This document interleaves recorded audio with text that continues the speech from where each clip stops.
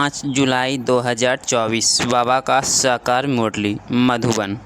मीठे बच्चे, याद से ही बैटरी चार्ज होगी, शक्ति मिलेगी, आत्मा सतो प्रधान बनेगी। इसीलिए याद की यात्रा पर विशेष अटेंशन दो। आज का प्रश्न है, जिन बच्चों का प्यार एक बाप से है उसकी निशानी क्या होगी?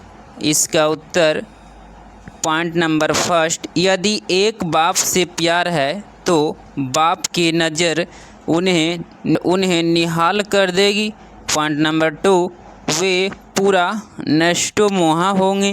पॉइंट नंबर 3, जिन्हें बेहद के बाप का प्यार पसंद आ गया वह और किसी से प्यार में फंस नहीं सकते। पॉइंट नंबर 4, उसकी बुद्धि झूठ खंड के झूठे मनुष्यों को या टूट जाती है तो बाबा तुम्हें अभी ऐसा प्यार देते हैं जो अविनाशी बन जाता है।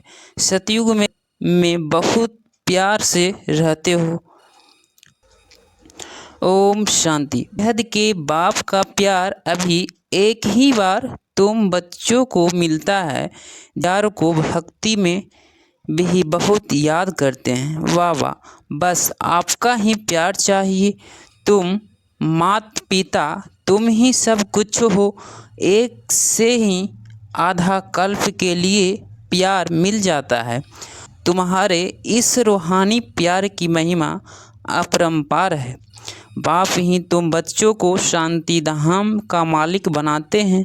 धोनी किसका नहीं है। इसीलिए भक्ति मार्ग में याद करते हैं, परंतु कायदेशीर भक्ति का भी समय होता है, आधा कल्प। यह तो बच्चे को समझाया है, ऐसे नहीं कि बाप अंतर्यामी है।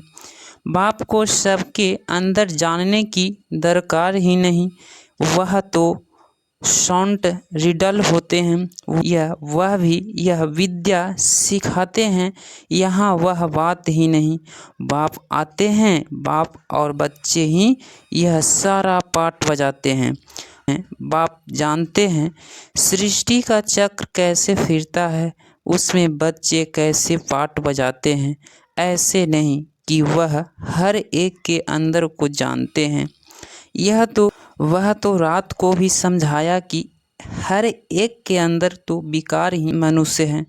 बहुत आकर गुल गुल फूल बनाते हैं। यह बाप का प्यार तुम बच्चों को एक ही बार मिलता है जो फिर अविनाशी हो जाता है। वहाँ तुम एक दो से बहुत प्यार करते हो। अभी तुम मोहजीवित बन रहे हो। सतयुगी राज्य को मोहजीवित राजा रानी तथा प्रजा का राज्य कहा जाता है। वहाँ कभी कोई रोते नहीं, दुख का नाम ही नहीं। तुम बच्चे जानते हो बरोबर भारत में हेल्थ, वेल्थ और हैप्पीनेस था। अभी नहीं है, क्योंकि अभी रावण राज्य है। इसमें सब दुख भोगते हैं, फिर बाप को याद करते हैं कि आकर सुख शांति दो, रहम करो। बेहद का बाप है रहम दिल। रावण है वह बेरहम करने वाला, दुख का रास्ता बताने वाला। सब मनुष्य दुख के रास्ते पर चलते हैं। सबसे बड़े तो बड़ा दुख देने वाला है काम विकार। इसीलिए बाप कहते हैं, मीठे मीठे बच्चे, काम विकार पर जीत पहनो तो जगत जीत बनेंगे। इस लक्ष्मी नारायण को जीत कहेंगे ना। तुम्हारे सामने एम ऑब्जेक्ट खड़ी है। मंदिरों में भल जाते हैं, परंतु उसकी बायोग्राफी कुछ नहीं जानते। जैसे गुड़िया की पूजा होती है, देवियों की पूजा करते हैं, रचकर खूब श्रृंगार कराकर भोग आदि लगाते हैं, परंतु वह देवियों तो कुछ भी खाती नहीं है। खा जाते तो ब्राह्मण लोग ना, क्रिएट कर फिर पालना कर विनाश कर देते। इसको कहा जाता है अंधश्रद्धा। सतयुग में यह बातें होती नहीं।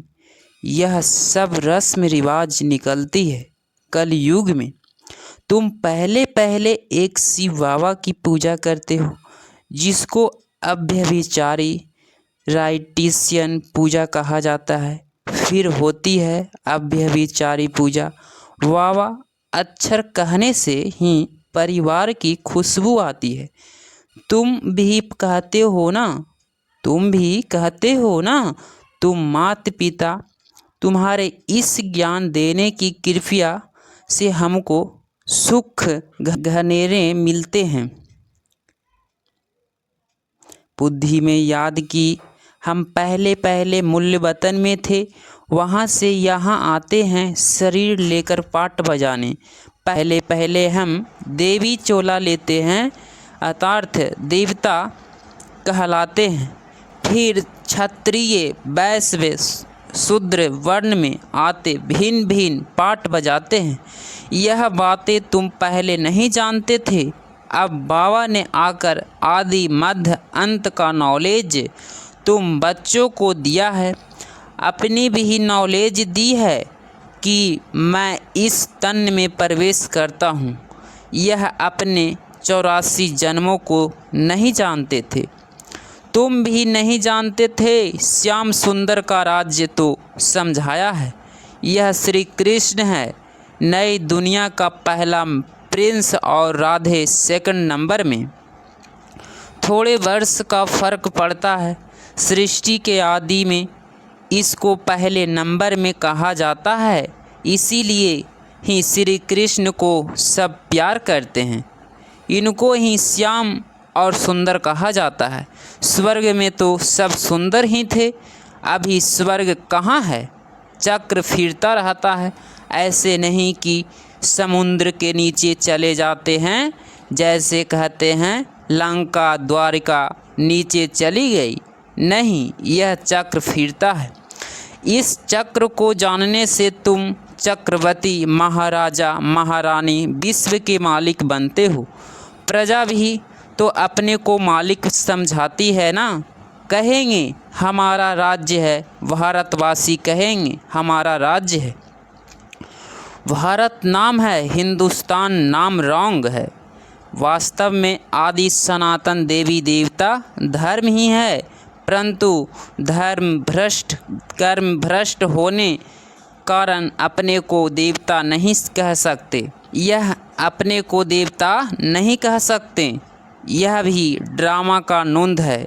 नहीं तो बाप कैसे आकर फिर से देवी देवता धर्म की स्थापना करे।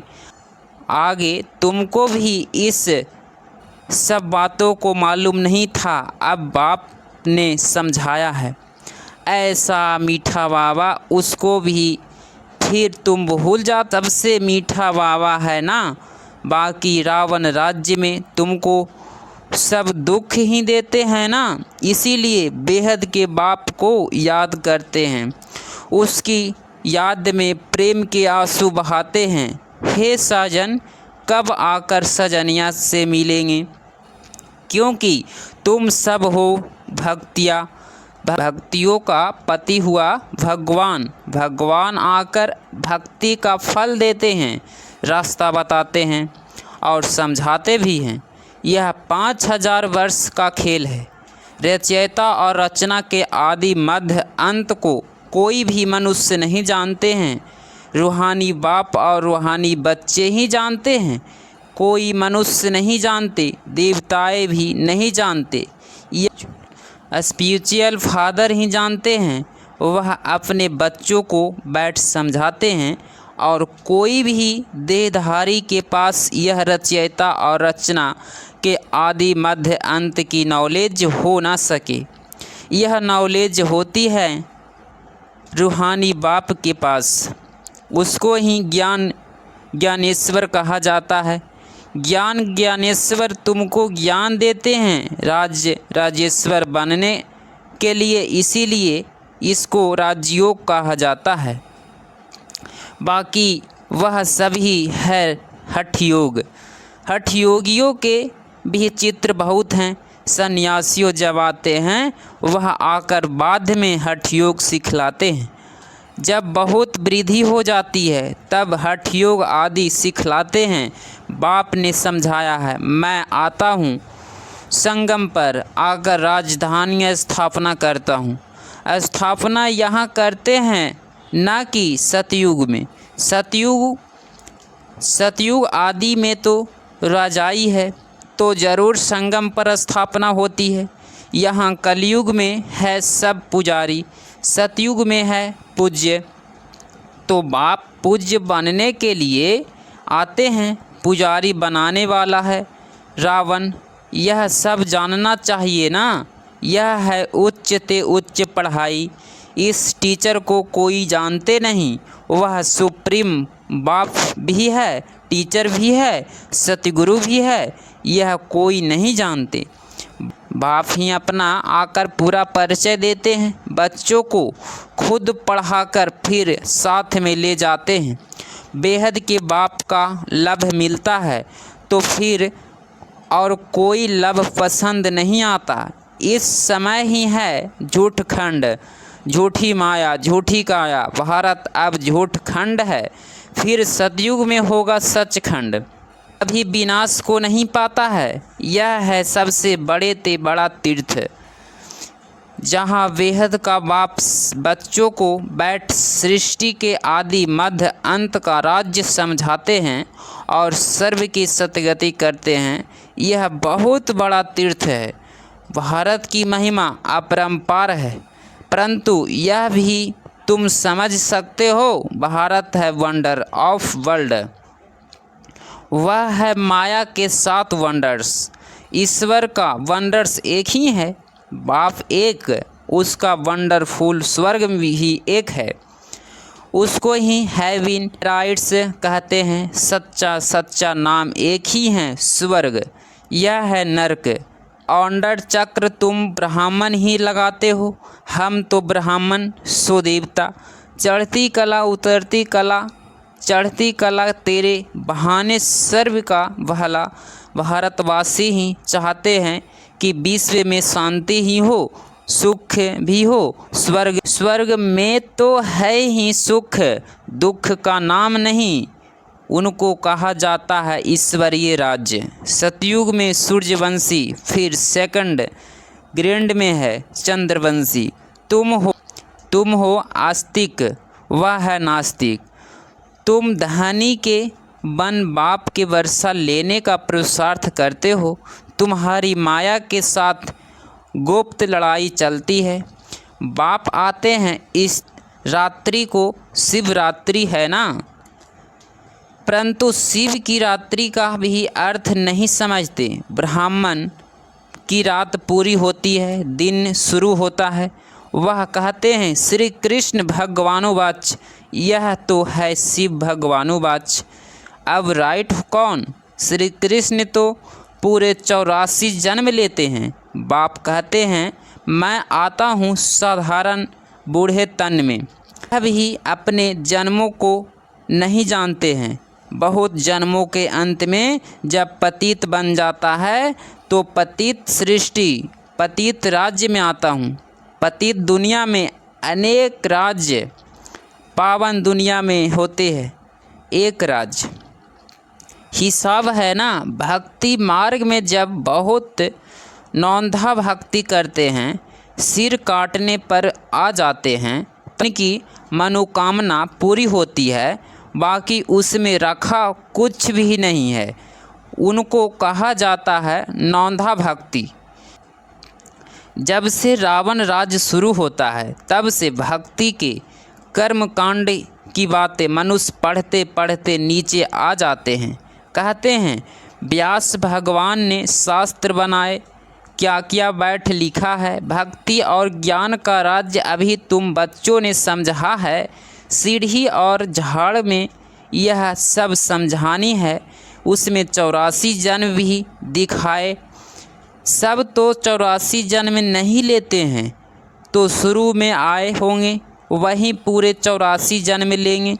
वह नॉलेज तुमको अभी ही मिलता है, फिर सोर्स ऑफ इनकम हो जाती है। 21 जन्म कोई अप्राप्त वस्तु नहीं रहती है। जिसकी प्राप्ति के लिए पुरुषार्थ करना पड़े उसको कहा जाता है बाप का एक ही स्वर्ग है, wonder of the world. Prides उनका बाप मालिक बनाते हैं वह तो सिर्फ वंडर्स दिखते हैं, परंतु तुमको तो बाप उसका मालिक बनाते हैं। इसीलिए अब बाप कहते हैं निरंतर मुझे याद करो, सिमर सिमर सुख पाओ, कलह कलेश मिटे सब तन के, जीवन मुक्ति पद पाओ। पवित्र बनने के लिए याद की यात्रा भी बहुत ज़रूरी है।